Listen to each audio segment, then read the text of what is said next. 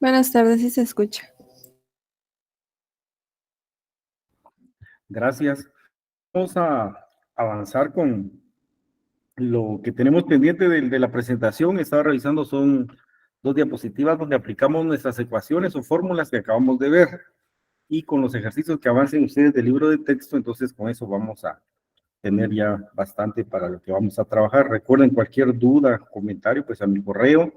Y estaba revisando ayer, quise meterme a la plataforma Moodle a medianoche, pero no está funcionando. Entonces me comentaron que están en mantenimiento, ¿verdad? Entonces lo que voy a hacer es de que voy a compartirle al auxiliar un link de video para que tengan ahí otros problemas resueltos y con eso estaríamos cubriendo esta parte, digamos, de introducción a la croma. Entonces, hoy sería nuestra última clase, el viernes ya no tenemos clase. Y regresando de la Semana Santa, entonces vamos a avanzar lo que es cromatografía en capa fina y cromatografía en papel, ¿verdad? Y con eso pues ya creo yo que habríamos cubierto bastante de los temas que estamos viendo de cromatografía. No sé si tengan alguna duda o comentario antes de empezar la clase, que ahorita la vamos a cargar.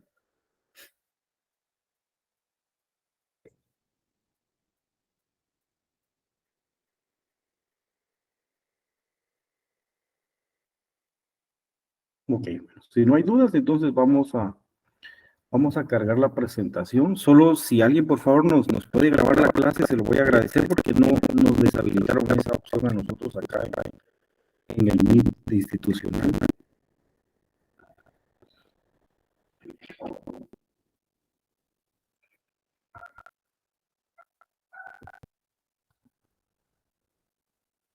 ¿Alguien que nos pueda hacer el favor de grabar de los que estamos ahorita en la reunión?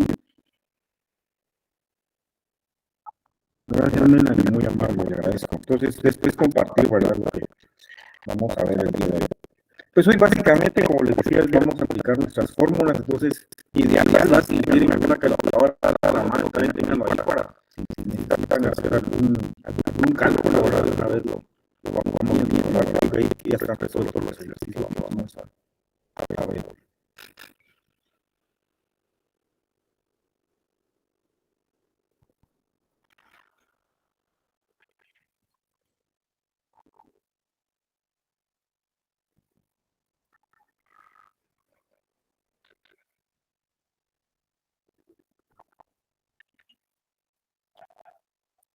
Ok. Solo pregunto antes de empezar, ¿estamos en la diapositiva fórmulas?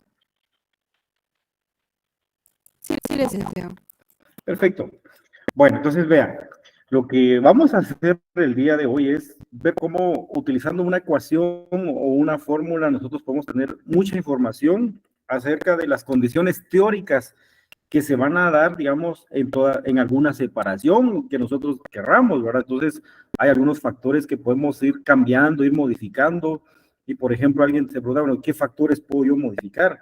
Bueno, podemos cambiar, por ejemplo, el tamaño de partícula de la fase estacionaria, podemos modificar, por ejemplo, la velocidad con la cual se mueve la fase móvil, podemos cambiar la temperatura, por ejemplo, podemos cambiar la longitud de una columna, ¿verdad? Por ejemplo, una columna corta, una columna más larga, en fin. Entonces, todas esas variables me van a permitir a mí, digamos, lograr una buena separación, ¿verdad? Entonces, recuerden, esto es teórico, ¿verdad? O sea, una vez ya tenga yo alguna información teórica, eso lo puedo llevar, digamos, a la práctica, ¿verdad? Entonces, ¿cuáles son, digamos, los parámetros cromatográficos que a nosotros nos va a interesar? Por ejemplo, hacer cálculo de resolución, hacer cálculo del factor de retención, de la altura de plato, de la longitud de la columna, de N, que sería el número de platos teóricos. Si conozco la resolución, por ejemplo, puedo saber cuál es el tiempo de retención de un analito. O sea, mucha información que yo puedo, digamos, aprovechar. A veces necesito utilizar dos fórmulas para llegar al dato que a mí me interesa. Ahora, por lo importante es que utilizando una fórmula puedo tener información teórica útil para, digamos, mejorar mi sistema cromatográfico. ¿Verdad? Entonces, estas son algunas fórmulas que nosotros vimos. Por supuesto, del libro de School hay otras fórmulas que les pueden servir. Por ejemplo, hay unas fórmulas, está el diámetro de partícula, la velocidad de flujo incluso en la fase móvil, la velocidad de flujo en la fase estacionaria, etcétera, ¿verdad? Todas esas fórmulas nos pueden servir, ¿verdad? Entonces, ¿cómo básicamente son los planteamientos de los problemas entonces que nosotros vamos a trabajar. Entonces veamos, por ejemplo, esta aplicación que está acá, dice aplicación de los parámetros cromatográficos.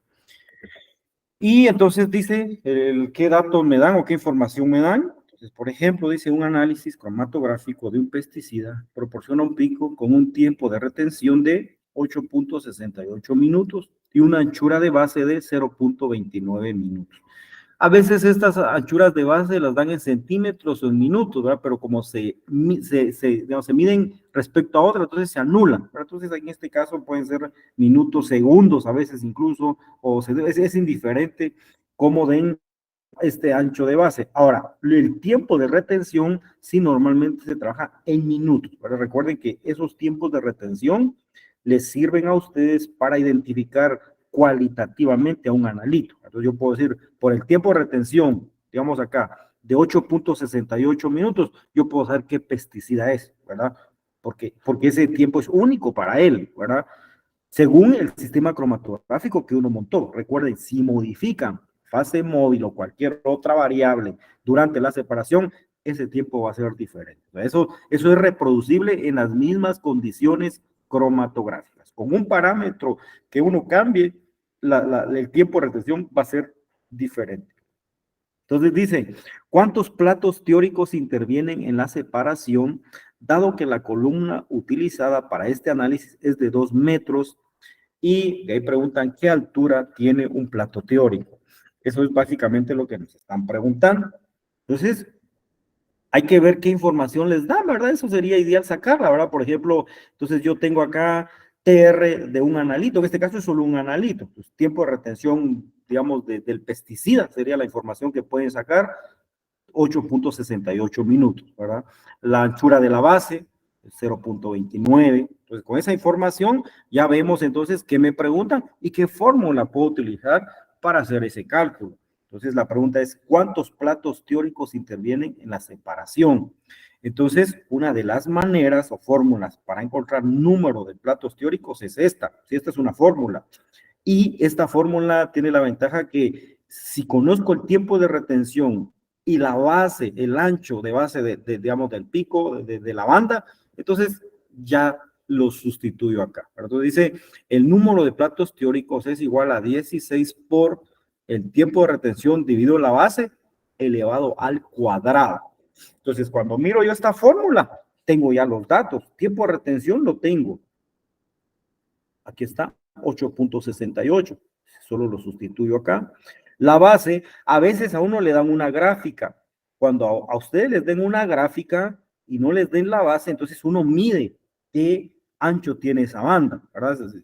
Si quieren, solo les voy a mostrar, por ejemplo, acá qué gráfica sería. Ya les van a dar el cromatograma. Vamos a ver uno donde se pueda ver bien aquí. Veamos, por ejemplo, acá. En este caso, a ustedes les están dando una gráfica, ¿sí? No les están dando, digamos, directamente el tiempo de retención, pero si les dan la gráfica, ustedes pueden, se vienen aquí al área más alta, ¿sí? Aquí a este pico, y de aquí se mueven hacia abajo, ¿sí? Se mueven hacia abajo y saben el tiempo de retención. Entonces podría ser ahí que 4.90, en este caso, está en minutos, porque no está en 5. Ahora, si estuvieran 5, estuviera un poquito corrido. Entonces, es menos de 5. 4.8, 4.9. Eso ya depende esa escala que tengamos aquí abajo. Ustedes la pueden ver de la gráfica y se vienen aquí hacia abajo y dicen, 4.9. Y como no les están dando, entonces ese es el tiempo de retención 1, ¿sí? Este que está acá. El tiempo de retención del otro analito, entonces lo pueden ver acá en esta otra banda. Y más o menos estamos como en 40, realmente es como 39.5, 39.8, ¿verdad? Depende de la escala. Entonces, si utilizamos esta fórmula para encontrar en este caso la resolución, no les están dando datos, pero les están dando la gráfica. Entonces, ¿qué hacemos? Me vengo aquí a la punta de esta banda y me muevo hacia abajo, ponen una regla, ¿verdad? Si ustedes tienen ahí la facilidad de ponerle una regla, medir hacia abajo, y decir, aquí hay 4.9, 4.8, entonces ese sería el TR1, ¿sí? Acá. Vean acá, el TR1 siempre va a ser menor que TR2, por eso es que puedo hacer esta resta, ¿verdad? O sea, tiempo de retención 1 es el analito que sale de primero, tiempo de retención 2 es el analito que sale de segundo, o sea, este tiempo siempre va a ser mayor, por eso pueden hacer esa resta, nunca les va a quedar negativo. Entonces hacemos la resta, y una vez hacemos esa resta, entonces ya tenemos el otro tiempo acá, ¿verdad? Restamos, en este caso sería, si yo estuviera encontrando resolución para este caso de esta separación de estos dos analitos, entonces restaríamos más o menos 39.8 minutos, sería TR2 menos 4.8, digamos, ¿sí? 39 menos 4, digamos que da 35, por decir un valor, ¿verdad? Lo multiplican por 2, entonces aquí sería más o menos 70, y eso lo van a dividir dentro de la suma de las bases. Entonces, ¿cómo hacemos? Medimos acá con una regla. ¿Cuántos centímetros hay acá? Más o menos 5. Creo que la regla son 4, 5. Y por acá. Ahora, cuando no está bien marcado esto, aquí a veces hay un poquito de duda, ¿verdad? Por eso es que uno, digamos, en Procure busca buena resolución y buena eficacia. La buena eficacia es que el sea bien definido acá en su base y en su altura. Entonces aquí, más o menos, simplemente aquí, usamos como un poquito la nota, ¿verdad? O sea, aquí sigue la base. Estamos sacando la distancia y esa sería el doble de 2. Sumamos a esos dos distancias, digamos que fuera punto 5. Punto 5 más punto 5. Entonces, 1. Dividimos la resta de los dos tipos de referencia, esa sería la resolución para este caso. Entonces, por ejemplo, una gráfica, como hacemos representación, la gráfica o el cronograma siempre va a dar acá los tiempos de retención de los analitos, y en este caso la altura o la intensidad, ¿verdad? Pero para que sepan, a partir de una gráfica como voy al cálculo, solo vean la gráfica en minutos, a quien corresponde, y ahí sustituyen en su ecuación. Les mostraba eso para que a veces así van a guardar la información. Ok, regresemos a nuestro ejercicio, nuestro problema. Y el número de platos teóricos ya sabemos que vamos a crear esta fórmula. ¿Por qué esta fórmula? Porque es la más fácil. Tengo que poner el analito, y recuerden que acá, porque en este caso, necesitamos solo de un analito. Entonces necesito una fórmula donde el tiempo de un puro analito. Hay un número de platos teóricos donde hace la resta de los tiempos de retención de los analitos, sí, pero normalmente ya vamos a ver que los números de platos teóricos se hace, digamos, individualmente para cada analito. ¿Por qué? Porque estos tiempos de retención van a ser diferentes, ¿verdad? Un analito sale en 5 minutos, entonces aquí va 5. El otro analito puede salir en 10. Entonces, para el número de platos teóricos, si fueran 2 analitos, hacemos el cálculo del otro analito, ¿sí? Y de ahí promediamos el número de platos teóricos. Entonces, el número de platos teóricos, digamos que es individual para cada analito. Pero cuando ya quiero saber en el sistema cromatográfico, hago el promedio. Siempre manejamos el promedio, en este caso, del número de platos teóricos. Entonces, sustituyo mis datos, el 16, pues no cambia, va acá. Tiempo de retención del analito, 8.68, divido dentro de la base o el grosor de la banda, digamos, en la base, y en este caso dice que es 0.29. 8.68 dividido 0.29 elevado al cuadrado por 16, entonces me queda que el número de platos teóricos es 18.333. Que sí es importante que uno tenga claro cuando esté haciendo cálculos, que los números de platos teóricos son valores muy grandes, ¿sí? ¿Qué significa un plato teórico? Un plato teórico, digamos que es un punto de equilibrio donde el analito pasa por un momento en la fase estacionaria y al pasar la fase líquida lo mueve de ahí. Ese punto de equilibrio, a eso le llamamos platos teóricos. Entonces, el número de platos teóricos va a depender de la longitud de la columna. A mayor longitud de una columna, mayor va a ser el número de platos teóricos. Y si la columna es corta, entonces los números de platos teóricos van a ser más pequeños. Y esto tiene que ver también con, digamos, los tiempos de separación o de retención de analitos, ¿verdad? Porque cuando la columna tiene muchos platos teóricos, tiempos de retención normalmente son grandes, ¿verdad? Porque imagínense una columna de 30 centímetros, ¿sí? Hacer una separación en una columna de 30 centímetros no es lo mismo que hacer la separación en una columna de 10 centímetros. Ya, hay mucha diferencia en el recorrido que va a hacer el analito en su equilibrio durante su separación. Entonces, los tiempos de retención normalmente se agrandan o se alargan cuando el número de platos teóricos es muy alto, ¿verdad? Pero lo que sí es importante por ahora, para este dato que estamos viendo acá, es que el número de platos teóricos siempre va a ser valores muy grandes, siempre, valores muy grandes. En este caso, por ejemplo, les quedó 18,333, ¿verdad? Entonces, quedan 20,000, 40,000, 60,000, etcétera, ¿verdad? Dependiendo qué es lo que uno esté buscando. Y entonces ahí estaría la respuesta para esa primera pregunta. Y de ahí entonces nos vamos a la altura de plato. Dice la otra pregunta era acá, en el planteamiento del problema. Entonces, ¿cuántos platos teóricos? Ya los tenemos. Y nos dan el largo de la columna. La columna tiene 2 metros. ¿Verdad? La columna es muy grande, sí, muy larga. Hoy vamos a ver, por ejemplo, que las columnas que se utilizan en cromatografía de gases son columnas muy largas, ¿verdad? Tienen 2 metros, 20 metros, 50 metros, etcétera. Entonces, este es un análisis de un pesticida.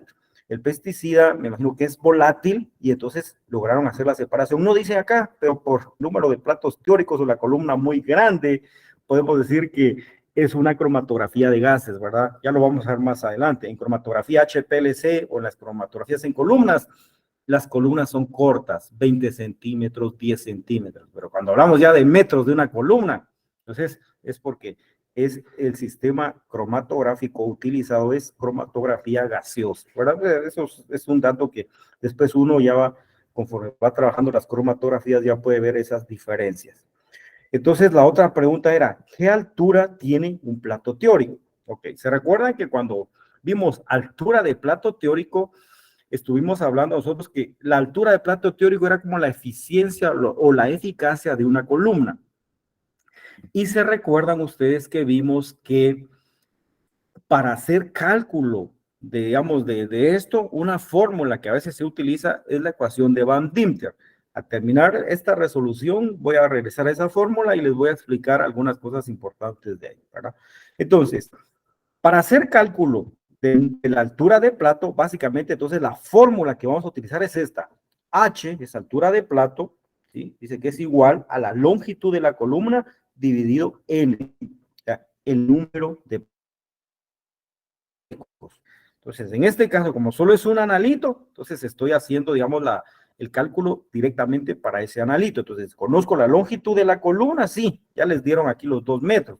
Entonces, solo sustituyo o coloco aquí el valor. Metros. Normalmente las longitudes de columnas se expresan en metros, así como los tiempos de retención en minutos, digamos, son como las unidades oficiales de medida o de expresión aquí en cromatografía. Y en 233, entonces ahí solo hace la división, 2 dividido 18,333,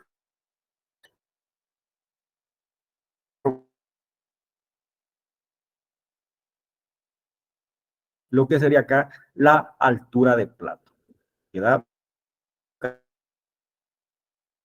Digamos, o tener uno claro.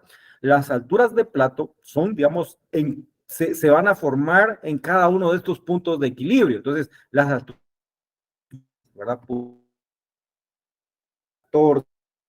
5.2 va a depender del diámetro del tamaño de la partícula por la fase estacionaria. Ya que estamos viendo esto de altura de plato acá, voy a regresar antes del otro ejercicio que está en esta diapositiva. A ver, esto es básicamente, se recuerdan que vimos el término, ¿qué es la altura de plato, el número? La altura de plato es esta distancia pequeñita que hay aquí en aquí ustedes ven como que fueran una escala. Cada espacio, cada puntito acá, este es un plato teórico.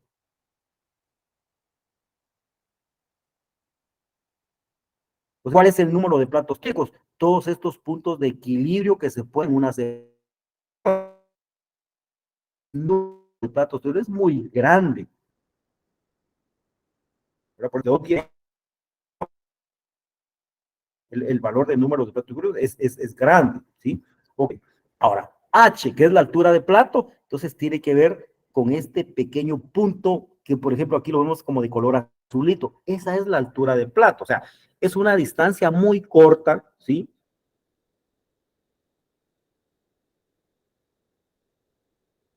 Donde se está llevando a cabo ese, digamos, la altura de valor muy bajo, ¿verdad? Punto 5, punto 0, algo. Depende del tamaño de partícula. Si, por ejemplo, el tamaño de partícula es muy pequeño, esto incluso se puede reducir mucho más. Va a ser más pequeño todavía el tamaño o la altura de plato.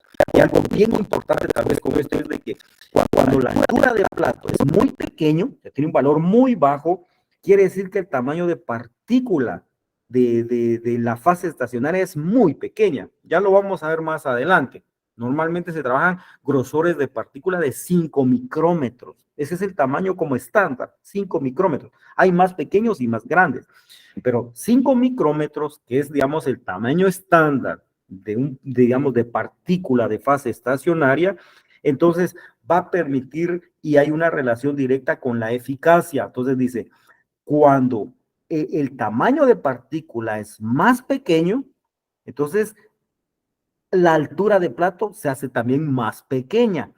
Y eso, básicamente, ¿en qué repercute? Eso mejora la eficacia. Entonces, columnas o separaciones cromatográficas con alturas de plato muy pequeñitas van a mejorar la eficacia o la eficiencia. ¿Eso qué quiere decir? Que los picos que van a salir van a ser picos bien definidos, como que casi que fueran líneas rectas, ¿verdad? Entonces, recuérdense qué es eficacia, lo voy a mostrar acá con ejemplo. Esto es eficacia, o sea, que la banda que se obtenga sea lo más delgada que se pueda y alta, ¿verdad? Entonces, esto, por ejemplo, es excelente, ¿verdad? Aquí, por ejemplo, vemos que el pico ya se está haciendo un poquito más ancho. Entonces, cuando la base de la banda, que es muy cortita, quiere decir que el pico es delgado.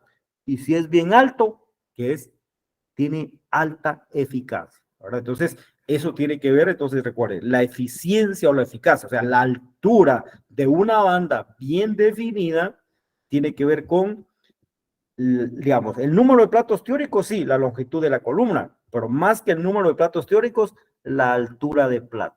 Mientras más pequeña sea la altura de plato, quiere decir que el tamaño de partícula es pequeño, por lo tanto, se mejora la eficacia o la eficiencia. Eso sí lo tienen que tener bien claro.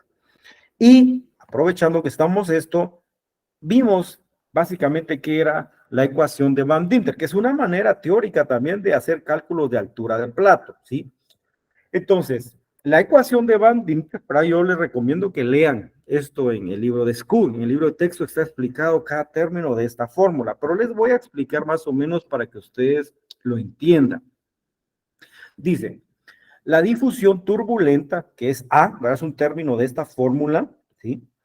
Dice que depende del diámetro de la partícula del relleno, pero básicamente, ¿qué es difusión turbulenta? Cuando hablamos de difusión turbulenta, básicamente nos referimos a, digamos, el camino o el recorrido que el analito haga dentro de una columna. Entonces, aquí creo que hay un, recuerda, eso es difusión turbulenta. Me voy a venir aquí, creo que hay una columna, donde hay una columna para que ustedes tengan claro ese término A de la ecuación de Van Dinter. Ok, vamos, donde hay una columna.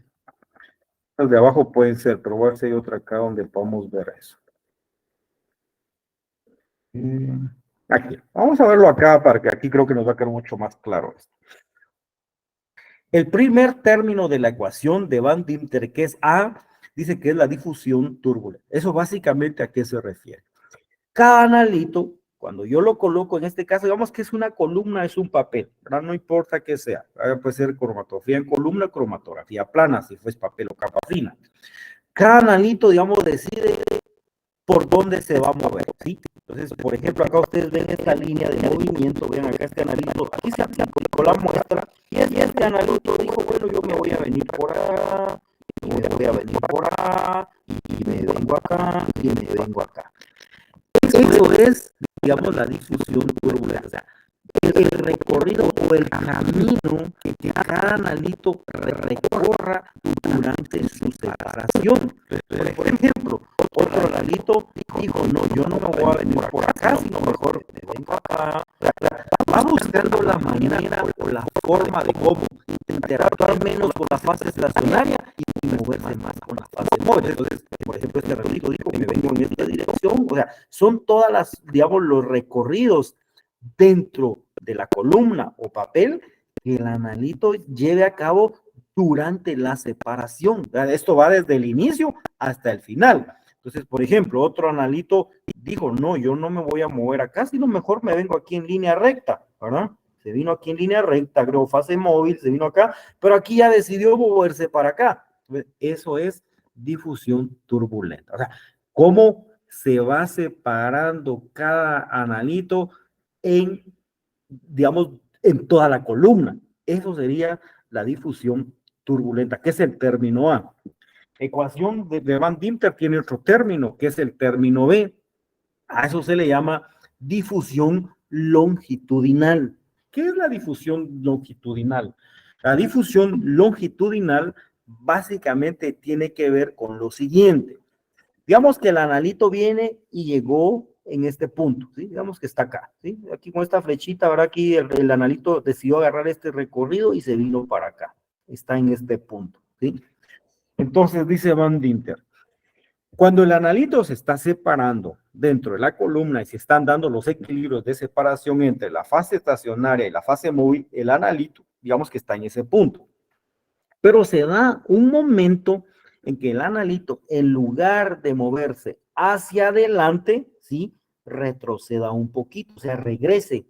Esa es la difusión, digamos, longitudinal, ¿sí? O sea, que en lugar de moverse, digamos, en la dirección de salida, por ejemplo, de la columna, él pueda y se mueva, por ejemplo, se regrese un poquito o se mueva hacia arriba. O sea, no está siguiendo esta dirección, digamos, de una recta como para poderse separar, ¿verdad?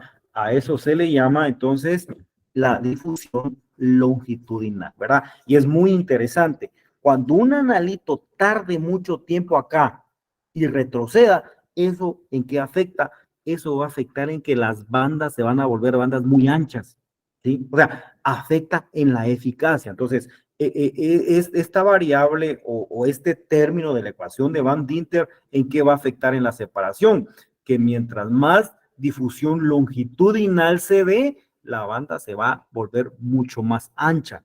Y eso no lo queremos en cromatografía, porque nosotros en cromatografía queremos bandas delgadas, ¿verdad? Entonces, ese es un término que hay que considerar, digamos, durante la separación. Y los otros dos términos, que es la transferencia de masa en la fase estacionaria y la transferencia de masa en la fase móvil, ahí son todos esos puntos de equilibrio del analito. Entonces el analito pasa un tiempo acá interactuando con la fase estacionaria, agregamos fase móvil, se vuelve a mover y se va.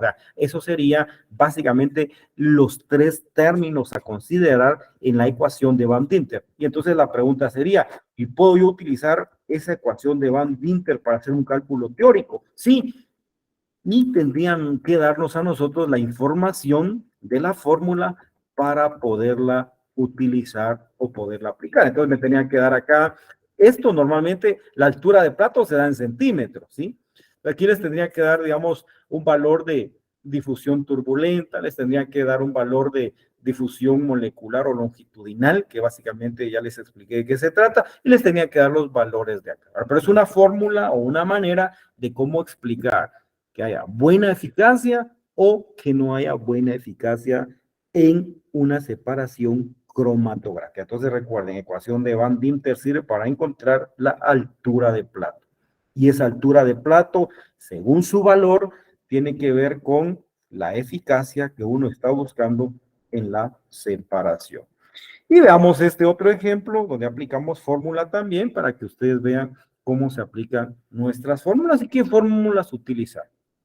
Entonces dice, en una cromatografía realizada en una columna de 2 metros, ¿sí? Una columna grande también, me imagino que es cromatografía de gases, ¿verdad? Por el tamaño de columna. Dice, les dan un tiempo muerto de 50 segundos, Recuerden que es tiempo muerto. Tiempo muerto es analito, o sea, no es analito, ¿sí? Lo que sale en tiempo muerto no es analito, puede ser burbuja de aire o algún pequeño residuo que quedó en la separación anterior, ¿verdad? Entonces, es lo que sale de primero de las columnas, pero es en tiempos muy cortos, ¿sí? 50 segundos. Se ha conseguido, dice, una separación de dos analitos A y B, ¿sí? Cuyos tiempos de retención han sido, entonces les dan, aquí se los están dando en segundos, 346 segundos para el primer analito y 366 segundos para el otro analito. Ambos, dice, tienen una anchura de base, ¿verdad? De pico de 2 segundos, de 20 segundos. Entonces les están dando ese dato ahí y básicamente entonces, ¿qué es lo que nos están pidiendo? Primero dice calcular la resolución entre las dos bandas. Entonces recuerda, cuando yo estoy determinando la resolución, ¿sí?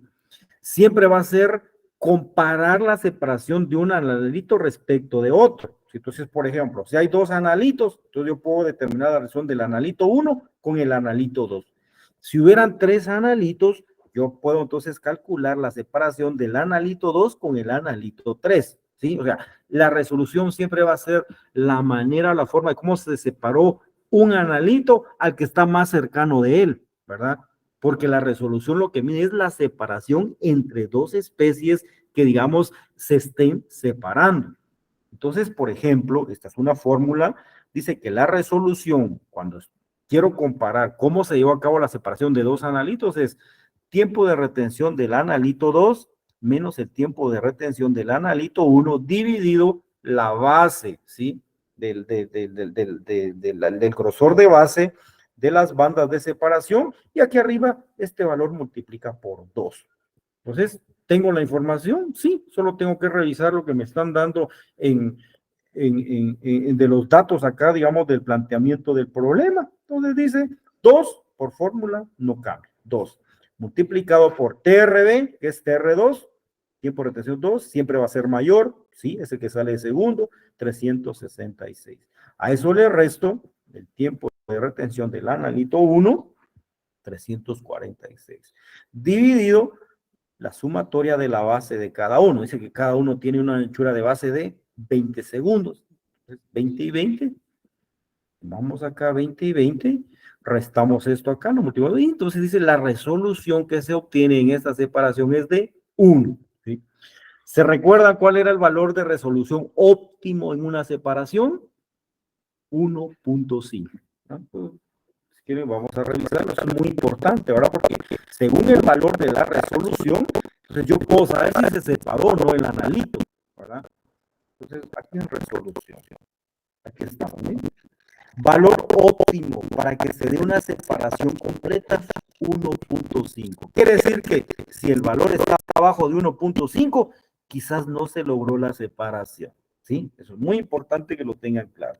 ¿Qué pasa si el valor de resolución es mayor de 1.5? Quiere decir que los analitos están bien separados. Entonces, mientras más alto sea el valor de la resolución, mayor es la distancia o, digamos, la distancia entre dos bandas, ¿verdad? Entonces, por ejemplo, esta con esta, la resolución es grande, ¿sí? Hay mucha distancia. Mientras más distancia hay acá, quiere decir mayor es la resolución. Entonces, ¿cómo calculo la resolución? Yo voy a determinar la resolución del analito 1 con el analito 2. ¿Qué otra resolución puedo calcular? Del analito 2 con respecto al analito 3. O sea, yo voy comparando cómo se para un analito respecto a otro. Y eso lo podemos ver por la fórmula que se utiliza. La fórmula de resolución es TR2 menos TR1. O sea, el tiempo de retención del analito 2 menos el tiempo de retención del analito 1. Entonces, eso es bien importante. A mayor valor, ideal 1.5. Ahí dice que ya se separó el analito. Si está bajo, pues podríamos decir que hay poca separación y mientras más bajo sea, vean aquí por ejemplo 0.6, aquí no se separó nada, ¿verdad?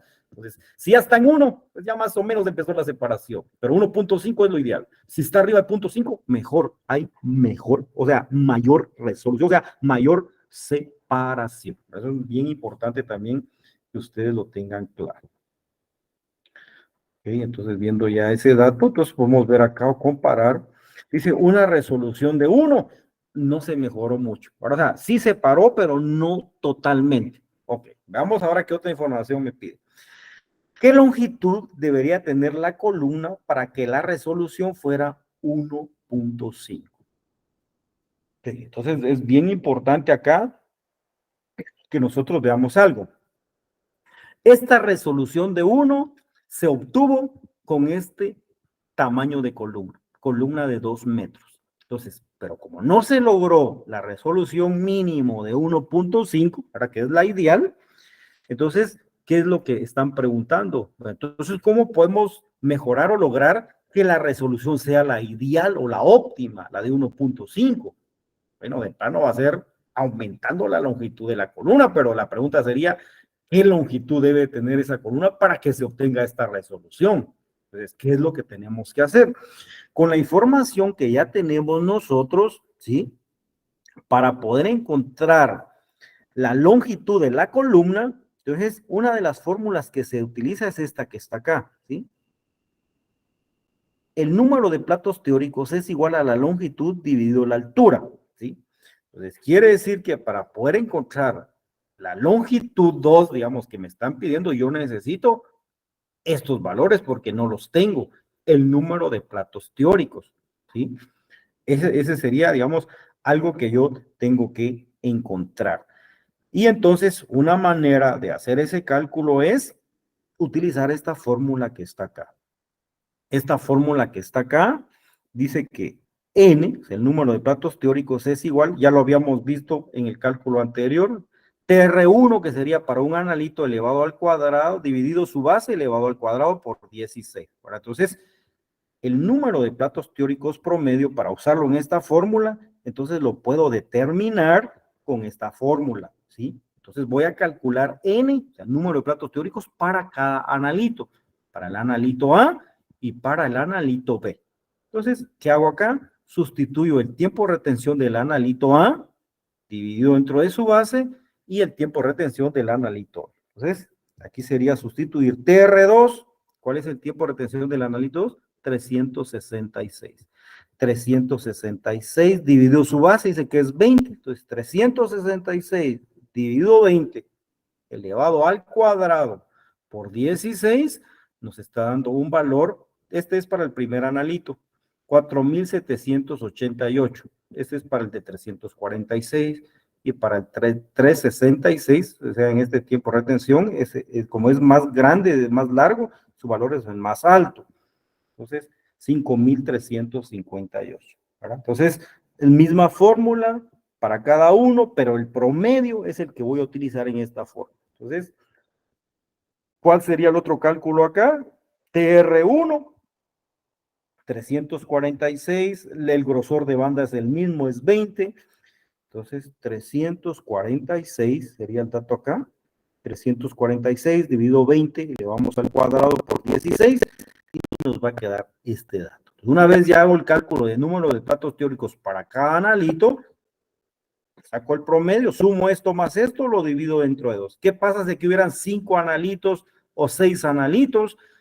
Hago la determinación de número de platos teóricos para cada analito. Si fueran 5, los 5, y hago el promedio, y este va a ser el n promedio en estas condiciones de separación. Entonces ya tengo el promedio, el número de platos teóricos es 5,073, que básicamente ese va a ser el dato que yo voy a traer a esta fórmula, ¿sí? Porque necesito encontrar la longitud de la columna. Entonces necesito tener n, ¿sí? Que ahorita ya lo encontramos, 5,073.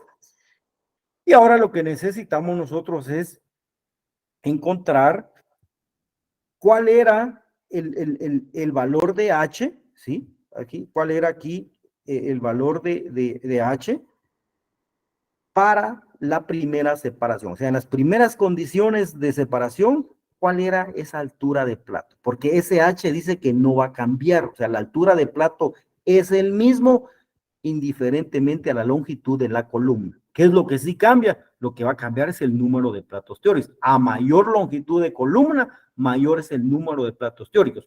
pero dice, la altura de plato es un valor, es una constante que se va a mantener siempre y cuando estemos utilizando la misma fase estacionaria y lo único que estamos cambiando es la longitud de la columna. Entonces, recuerden, no varía. Entonces, necesito ahora encontrarlo, ¿sí?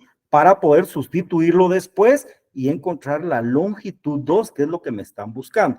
Entonces, una manera que yo puedo utilizar para encontrar esta información de R es a partir acá de las resoluciones que se dieron, ¿sí? Una resolución de 1 y la resolución que me están pidiendo, yo puedo encontrar en este caso, por ejemplo, cuál es el valor, digamos, de n. Y entonces hay una fórmula, esta sería una fórmula de las más largas que hay, ¿sí? Pero está esta fórmula reducida y dice que para encontrar, digamos, la resolución, ¿sí? Puedo dividir resolución 1 dividido la resolución 2 va a ser igual a la raíz cuadrada del número de platos teóricos dividido la raíz cuadrada del número de platos teóricos 2. Entonces, con esta fórmula, veamos qué información tenemos. Resolución 1 la conocemos, sí, fue la que calculamos acá, que nos dio 1. Entonces, este valor se conoce, es 1, ¿sí? Está acá. Y lo que voy a encontrar a partir de esta fórmula es el número de platos teóricos 2. ¿Por qué? Porque la resolución 1 la conozco, que es 1. La resolución 2 la conozco, ¿sí? Porque es la que quiero saber qué va a pasar cuando cambia esta resolución de 1.5. Entonces, esta resolución la conozco. Y conozco el número de platos teóricos 1. Entonces, vengo acá y lo sustituyo en esta fórmula y voy a encontrar el número de platos teóricos 2, o sea, en las condiciones que me están pidiendo la altura de plato para esta resolución. Entonces, sustituyo mis valores en esta fórmula, que son esta que está acá. Resolución 1 es 1, ¿sí? Es la que encontraron. La resolución 2 es la que queremos obtener con esa columna diferente, 1.5. Y la raíz cuadrada, entonces acá sería del número de platos teóricos 1, 5073, lo conozco. Y esto es lo que voy a determinar. Entonces esto está dividiendo, pasa acá multiplicando, entonces 1 por esta raíz cuadrada, a esto le saco raíz cuadrada, 5.073, sacamos raíz cuadrada, lo multiplican, este 1.5 divide, pasa a multiplicar, ¿sí?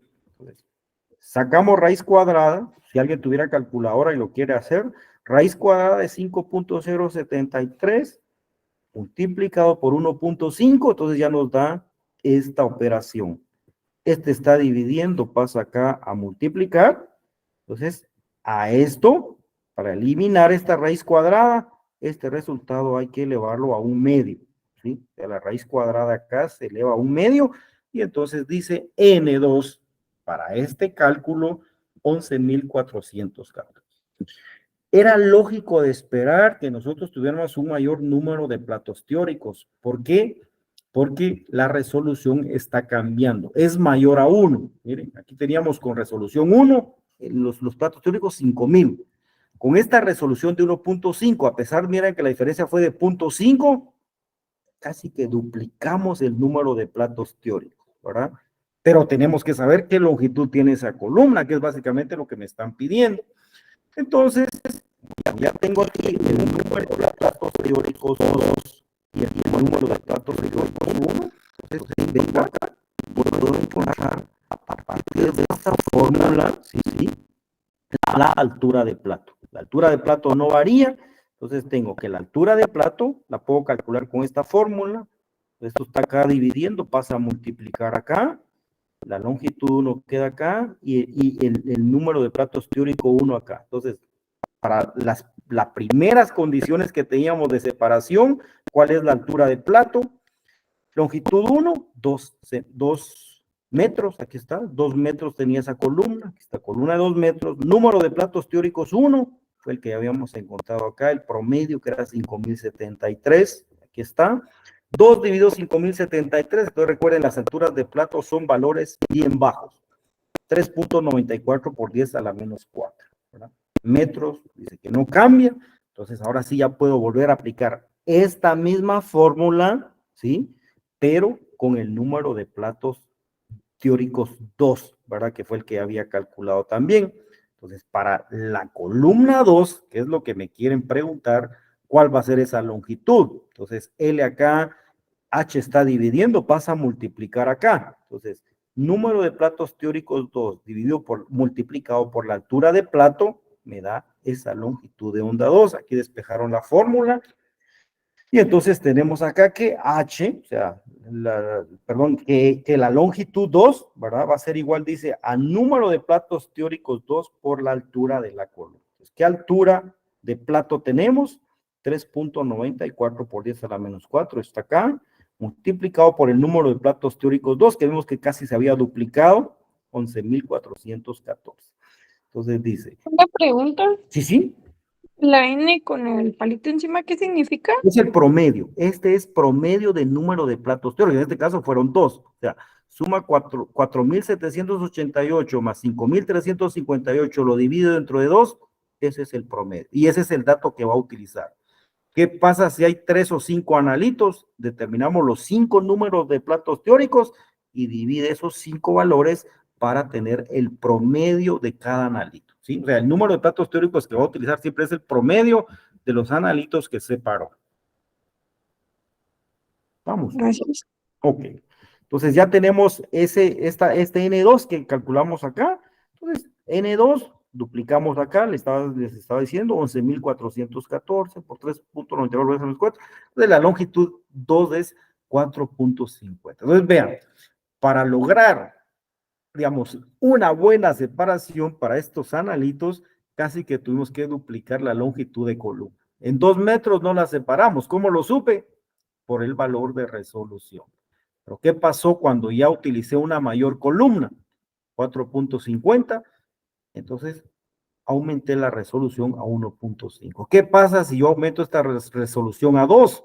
Si lo aumento a 2, el número de platos teóricos va a ser mayor, por lo tanto, la longitud de la columna va a ser mayor, ¿verdad? Entonces, a mayor longitud, digamos, de la columna, mayor es el número de platos teóricos. Ahora, algo bien importante es que la altura de plato permanece constante, o sea, no cambia, siempre y cuando estemos utilizando misma fase estacionaria en las mismas condiciones de separación. Si cambian el diámetro, digamos, o el tipo de fase estacionaria, por supuesto que ahí sí ya va a cambiar todos los valores que ustedes tienen acá.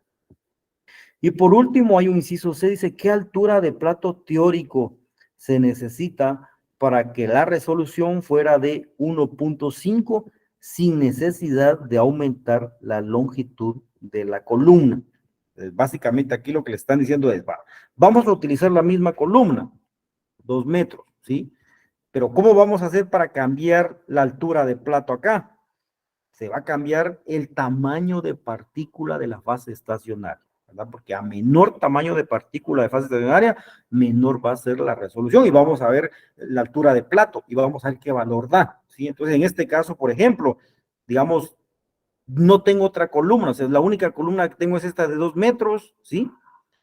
Pero yo quiero que se dé esa resolución de 1.5, ¿verdad? Que es, digamos, la que me dio la separación. Entonces dice, ¿qué altura de plato teórico necesitaríamos si la resolución, sin necesidad de cambiar la longitud de la columna? Pero para lograr este cambio de altura de plato, ¿qué estamos modificando? Estamos cambiando la fase estacionaria. O sea, aquí lo que les están diciendo es, ¿qué fase estacionaria podemos utilizar diferente con la misma columna de 2 metros? Entonces, ahí sí hacemos un cálculo y ahí sí va a cambiar, digamos, la altura de plato, porque estamos cambiando el tamaño o el tipo de fase estacionaria. Siempre utilizamos esta fórmula, N es igual a la longitud dividido H. Entonces, si no cambiamos la longitud de la columna, quiere decir que la columna va a ser de 2 metros. O sea, el tamaño de columna va a ser de 2 metros. Entonces, L vale 2. Y el número de platos teóricos 2, digamos, porque es el número de platos que obtenemos con la resolución de 1.5, que es básicamente lo que aquí me están diciendo, que hago, digamos, mantengo la misma columna, pero ahora quiero la resolución ideal, 1.5. Entonces, con la resolución de 1.5, N2 nos dio 11.414. Entonces, 2 dividido 11.414, 1.75 por 10 a la menos 4 metros. Esa sería la altura, digamos, de plato, entonces, adecuada para lograr la separación con la misma columna, ¿verdad? Entonces, ¿cómo es comparada con esta? Vean, acá dice que es 3.94 por 10 a la menos 4, y aquí es 1.75 por 10 a la menos 4. Si se dan cuenta, casi por poco fue la mitad, ¿verdad? Entonces, el valor, digamos, fue la mitad. Entonces, para poder reducir la altura de plato, lo que tuvo que cambiar es el tamaño de partícula de la fase estacionaria, ¿verdad? Entonces, no sé si tengan alguna duda con esto, o más o menos ya estamos un poquito claro acá. Y tal vez para reforzar lo que les comenté de la ecuación de Van Dinter, sería ideal, por favor, que a esta tarea le agreguen la pregunta, sí, por favor, para que la tengan completo y lo tengan presente. ¿Qué significa cada valor o cada término de la ecuación de Van Dinter? Eso sería, por favor, si quieren, agreguemos esa pregunta acá. Aquí les dicen, explique cuáles son las formas de detección utilizadas. Entonces, colocar acá, no sé si lo podemos poner acá, indicar qué significa cada término de la ecuación de Van Dinter. ¿Para cuándo es la tarea? Esa tarea, esa la vamos a entregar, si quieren, de la primera semana que regresamos lunes, podrían entregarla el día viernes, si quieren, de esa primera semana después de la Semana Santa.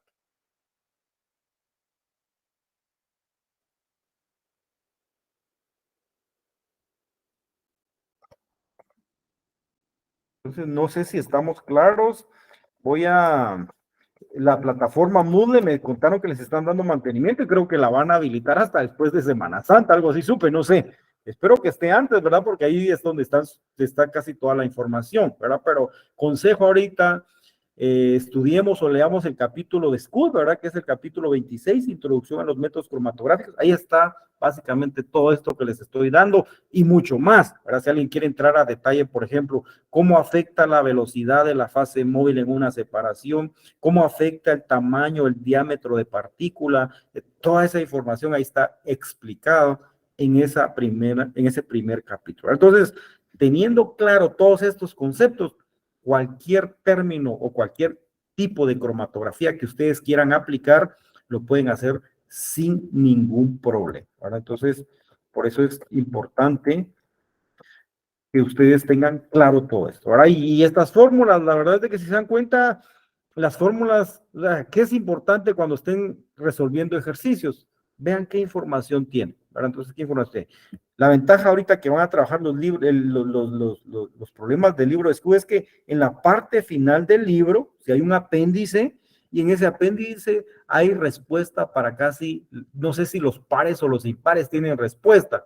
Entonces, donde hayan problemas aplicados, van a ver si está bien su resolución. Ahora, si no, cualquier duda, me pueden preguntar o escribirme al correo sin ningún problema, yo con gusto los voy a atender. ¿Verdad? Entonces, por hoy esto sería, ¿verdad? Como le digo, voy a tratar de buscar un link donde haya problemas resueltos de un video para que ustedes puedan verlo, revisarlo y con eso también ir aclarando dudas que tengan cuando apliquen su forma. Entonces, se lo voy a compartir a Helen, ¿verdad? Para que ella se los comparta, pensando en que la plataforma no está funcionando.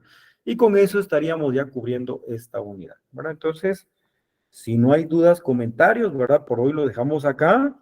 Que tengan un excelente descanso, ¿verdad? Porque no sé si van a seguir recibiendo clases mañana o pasado, al menos con nosotros el viernes, como les digo, no vamos a tener clase.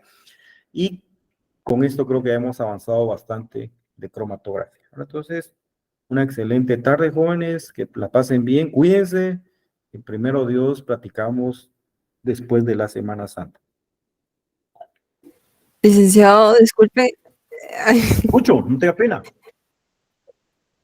disculpe, fíjese que tengo una duda en el primer ejemplo que fue del pesticida, ¿Sí? el número de platos.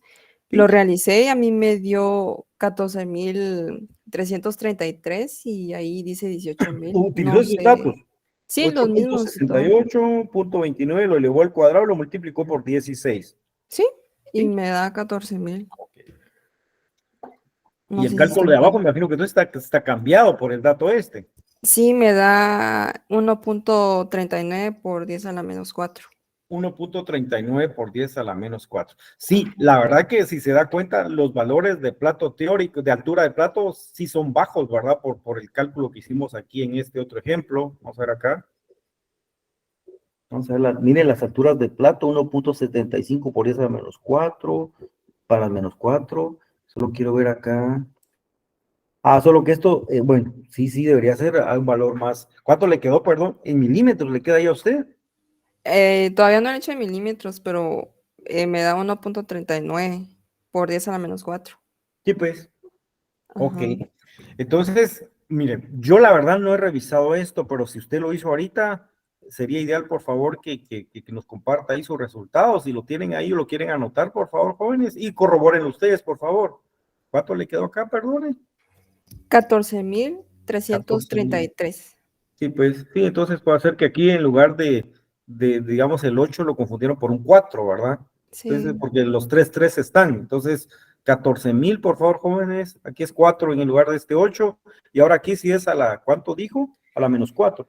Ajá, la menos 4, 1,39. Casi que es entonces 1.4, ¿verdad? O Sí. sería 0.14 por 10 a la menos 3, ¿verdad? Sería el otro dato. Entonces, sí. O sea, aquí les hizo falta poner el exponente por 10 a la menos 3. Gracias por la observación, sí, porque si no, después no van a cuadrar cuando estén haciendo el cálculo. Le agradezco mucho, buenísimo. Revisemos este otro también después despacio, por favor, pero este sí, por los datos que tiene, se ve que sí es lo que están trabajando. Gracias, licenciado. En el libro de SKU también hay problemas resueltos, entonces ideal también vean el planteamiento del problema y apliquen según su formulario sus fórmulas y después vean cómo está el procedimiento. Ahí es otra manera también de, digamos, ir agarrando práctica con estos problemas, ¿verdad? Ejercicios. Le agradezco mucho entonces, creo que van a otra clase, ¿verdad? Que tengan una excelente tarde, jóvenes, un gusto saludarlos.